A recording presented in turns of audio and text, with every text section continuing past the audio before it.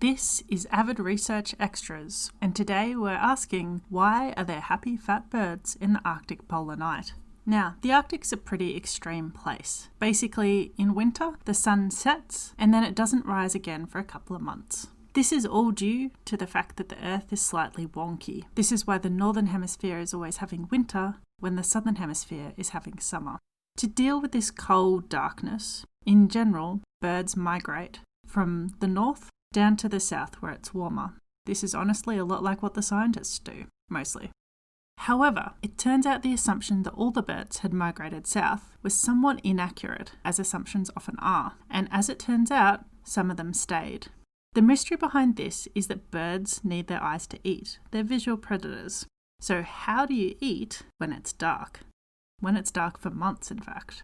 Well, as it turns out, what there is a whole lot of zooplankton in the water column. These zooplankton, traditionally, when there's a normal day-night cycle, during the daytime, they'll head down lower in the water column to hide from visual predators like birds, and then at nighttime, they'll move their way back up the water column, where they can go hunting. The trick thing about these little critters is that they bioluminesce. The problem for them is that it turns out when there's no day-night cycle, it's just dark all the time, they get quite confused and they don't know when they should be heading down in the water column or when they should be heading up in the water column. So the entire time they're hanging out in the water column bioluminescing. This bioluminescence comes across as a little flash of light, and it can be as a result of many different things. Sometimes it's just them bumping into each other and their way of saying, "Hey, you bumped into me." It can be them trying to get each other's attention and be like, "Hey, come over here. I've got a cool bioluminescent light going on." It can be a whole lot of different forms of communication.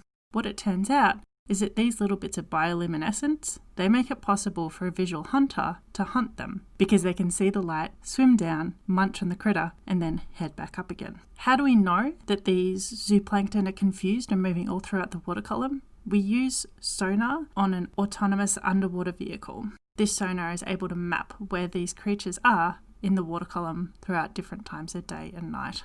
And it's a result of this confusion, combined with the bioluminescence of the zooplankton, that means we can have some really happy fat birds in the Arctic polar night.